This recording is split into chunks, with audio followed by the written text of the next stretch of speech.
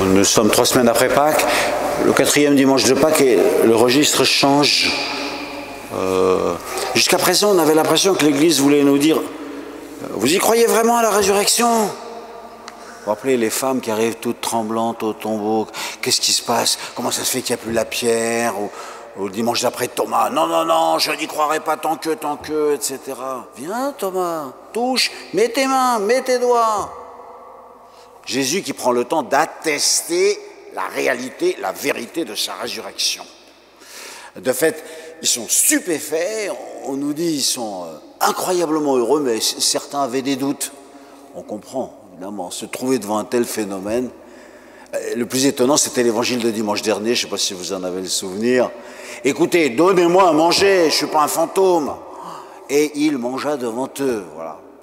Alors, au bout de 3 semaines, l'Église espère que voilà, c'est établi, c'est attesté, votre foi a été fortifiée. Est-ce qu'on peut tourner la page? Et on passe à la page suivante, jusqu'à la Pentecôte. Le temps de Pâques et Pentecôte, c'est un seul jour, une seule méditation, mais elle a plusieurs volets. D'abord, cette affirmation du fait de la résurrection, difficile, certes, mais beaucoup plus important. Si Jésus est ressuscité, tu comprends bien que ça change tout dans ta vie. Et donc, tout prend une lumière d'éternité. Je ne vis pas seulement la journée d'aujourd'hui, du 22 avril 2018. En fait, chaque jour est éclairé par un jour complètement unique dans les milliards et milliards de jours qui est celui de la résurrection. Et donc, il y a une lumière d'éternité dans chacune de mes journées et dont tout change. C'est cette espèce de petite chanson beaucoup plus difficile à retenir de la 2e lecture chaque dimanche. Comme elle est belle. Je veux vous parler du grand amour. Voyez quel grand amour Dieu a eu pour nous. On a l'impression que c'est plus qu'une folie, que c'est un mystère qui nous dépasse complètement. Voyez quel grand amour Dieu nous a donné, le Père, pour que nous soyons ses enfants et que nous soyons éternellement ses enfants. Avec la parole de Dieu, souvent on a envie de dire, continue, je suis très heureux d'écouter, je crois que je ne comprends pas grand-chose de ce que tu dis, mais je sais que c'est vrai, lumineux et extraordinaire, et ainsi nous nous laissons éblouir par cette parole. Du coup, tout change dans notre relation à Jésus. C'est ça que je vous souhaite maintenant, voilà. 3 semaines après la résurrection, je dis, écoutez, c'est le bon moment pour voir à quel point vous êtes accrochés à lui, vous voyez, vous marchez derrière lui, vous l'écoutez, à quel point sa parole est votre nourriture et votre force. Vous allez voir qu'on va aller du plus extérieur au plus intérieur et quasiment au plus intime. Est-ce que vous avez une relation intime, personnelle, de la parole de Jésus dans votre propre parole, de son cœur dans votre cœur? C'est ça qu'on doit avoir, évidemment, après cette affirmation du fait de la résurrection. Ça commence tout doux dans le dimanche du bon pasteur. Je suis le bon pasteur. Et vous êtes bien mes brebis? Vous me suivez au fait? Vous connaissez ma voix? Vous marchez derrière moi? Bon, c'est encore un peu loin. La semaine prochaine, ça va se rapprocher beaucoup, vous verrez. Je suis la vigne et vous êtes les sarments. Voilà, on est dedans. Je suis la vigne et toute la sève qui arrive de la Trinité, qui monte de Dieu, doit passer dans les branches et vous devez donner des bons fruits de raisin pour que le monde entier mange la joie de Dieu. Nous sommes intimement liés à Jésus. Ça va aller encore plus loin, parce que alors, le dernier dimanche, on nous plonge dans la prière de Jésus. Juste avant la Pentecôte, le dernier dimanche, on nous dit « Écoutez la prière de Jésus. Père Saint, que ton nom soit sanctifié, glorifié. » On écoute. Nous, les prêtres, quand on lit cet évangile, on est toujours dépassés. Vous, les fidèles aussi, bien sûr, quand vous l'écoutez. Entrez dans la prière de Jésus. Comment voulez-vous qu'on y soit chez nous? Non, nous avons une petite prière toute pauvre, mais quelle merveille. Je vous dis ça pour vous faire comprendre le chemin progressif du temps pascal qui est entré dans une relation personnelle du disciple au maître, de la brebis au pasteur, puis intérieure. Vous voyez, vous êtes à côté de moi, vous êtes mes amis, mais vous êtes aussi au-dedans de moi. Nous sommes par lui, avec lui, nous sommes en lui, nous sommes dans le Christ pour marcher vers Dieu et essayer d'entrer dans sa prière. Voilà le chemin, jusqu'à la Pentecôte, voilà. Et donc aujourd'hui, on a ce très bel évangile du bon pasteur. Bon, évidemment, ça m'amuse beaucoup de la voir au moment où je commence une visite pastorale. Le bon pasteur connaît ses brebis et ses brebis le connaissent. Voilà, bon. Est-ce que je connais les chrétiens du diocèse de Lyon? Ah, bah non, pas tout à fait. Est-ce que ces brebis connaissent? Bon, bah vous, c'est pas difficile pour vous de savoir le nom de l'évêque, vous l'entendez à chaque messe. Moi, savoir tous les prénoms d'1 200 000 chrétiens, c'est peut-être un petit peu difficile. Il ne s'agit pas de ça. Il s'agit quand même d'une connaissance profonde, intérieure. Dans la visite pastorale, l'évêque aussi, il a le souci de se donner à connaître pour que les brebis le connaissent vraiment. C'est qui notre évêque? Est-ce que je peux parler avec lui une fois dans ma vie? Bon, moi, mon désir, là, cet après-midi, j'étais bien nourri, vous voyez. Pendant 3 heures, on m'a expliqué tout ce qui se vit dans la paroisse de Saint-Nizier. Donc j'en ai entendu des choses. On peut dire que j'étais heureux. Mais après, ils ont dit, mais vous avez sans doute des remarques à nous faire. Donc on a pris un temps d'échange et de partage. S'il vous plaît, faites plus attention à ceci, à cela. Regardez ça, c'est profond, mais allez chercher les racines bibliques, que sais-je. Un bel échange. Le pasteur connaît ses brebis et ses brebis connaissent leur pasteur. Vous, par exemple, les prêtres que vous connaissez, ils vous connaissent, vous, vraiment ? Votre père spirituel ou le prêtre auquel vous allez vous confesser, vous lui dites les péchés comme ça, et comme des trucs qu'on a fait, qu'on n'aurait pas dû faire, ou comme une personne qui se donne, comme une personne qui se livre, pour qu'il puisse faire un discernement. On dit à un prêtre qui est son père spirituel, ben, vous ne pouvez pas m'aider à garder mon chemin? Justement, c'est pour ça d'ailleurs que le dimanche du bon pasteur, c'est aussi le dimanche des vocations. On prie pour les vocations. Nous allons bientôt, avec tous les diocèses de notre province, faire un pèlerinage à Ars pour demander à Dieu les prêtres dont tous nos diocèses ont besoin. Tout à l'heure, après la messe, vous pouvez venir si vous voulez. Il y a une réunion à l'archevêché, place Saint-Irénée, tous ceux qui veulent venir, et en disant, et si Dieu m'appelait? Et comment je peux le savoir? Et comment je peux le discerner? Justement, viens et pose tes questions et livre telles qu'elles sont à l'intérieur de toi pour qu'on t'aide à y voir clair.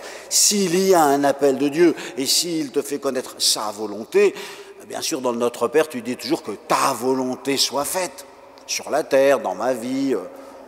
Remarquez, si on regardait sérieusement le nombre de fois où à la place du T, dans que ta volonté soit faite, on met un petit M1.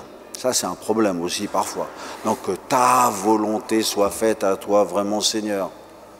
Un des plus beaux cadeaux qui m'est arrivé, c'est un jour, j'étais près dans ma paroisse, près de Paris, puis je faisais l'accueil et les confessions, et un garçon de 18-20 ans qui arrive, et puis j'ai dit, excuse-moi, je t'ai fait attendre parce que la personne d'avant avait été très longue, mais il me dit, pas de problème, mon père. Je priais pour vous parce que je viens me confesser, et je voulais que le Saint-Esprit vous donne la connaissance pour bien m'aider dans mon chemin. J'étais ébloui. Est-ce que ça vous est arrivé?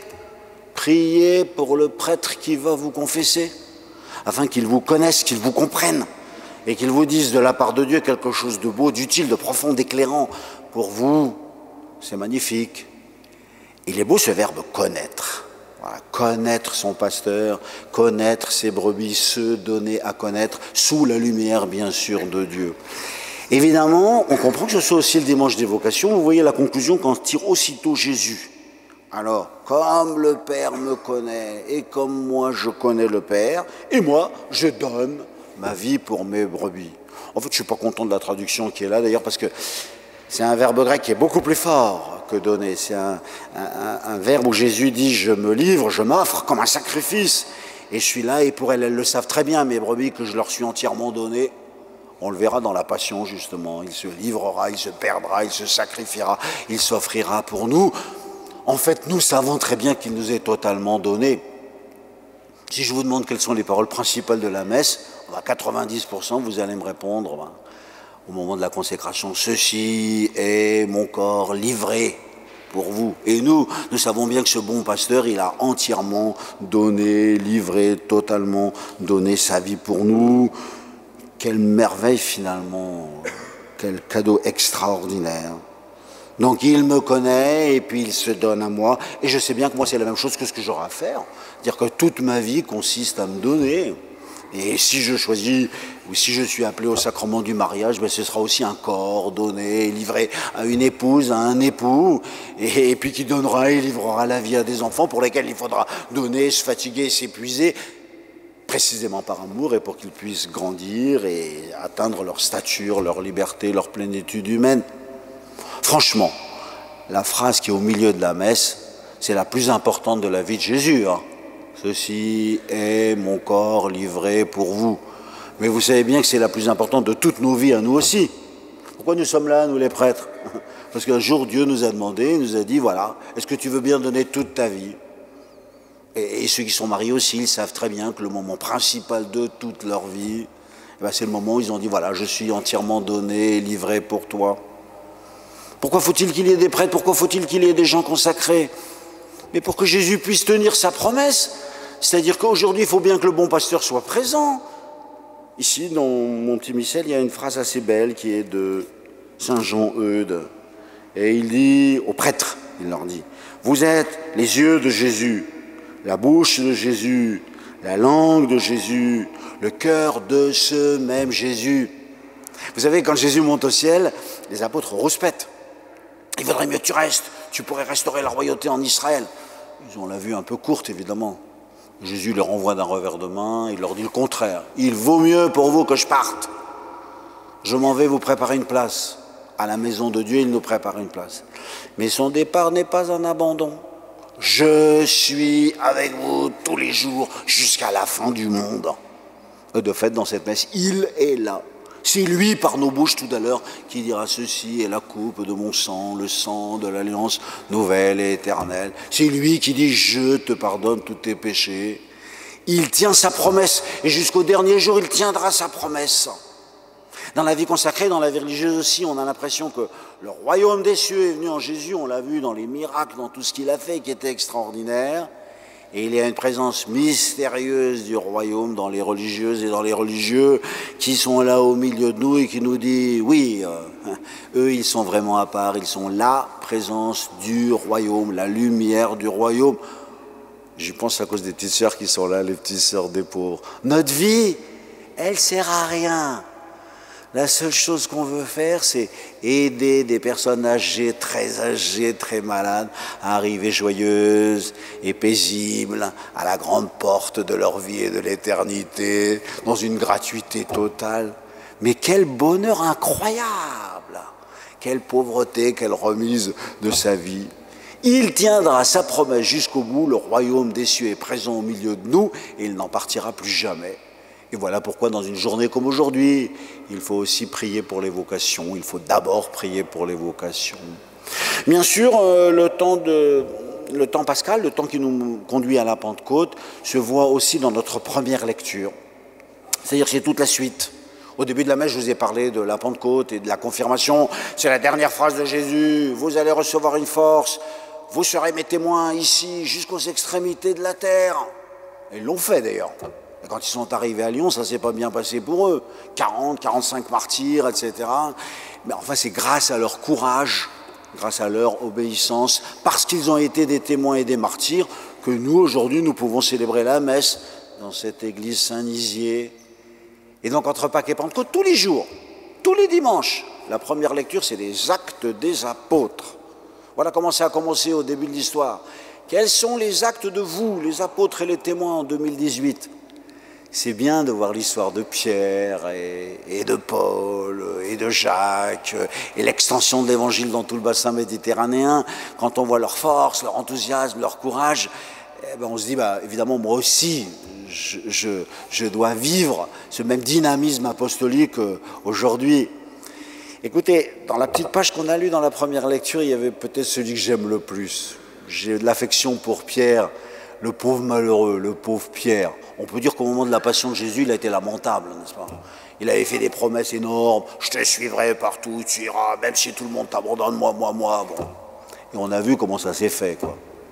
Et même honteux, il pleure amèrement son péché de trahison.